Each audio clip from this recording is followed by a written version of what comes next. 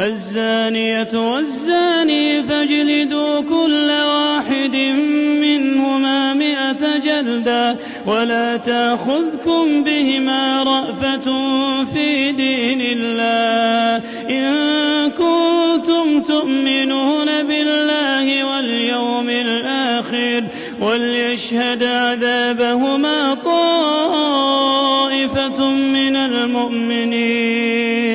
الزاني لا ينكح إلا زانية أو مشركة والزانية لا ينكحها إلا زان أو مشرك وحرم ذلك على المؤمنين.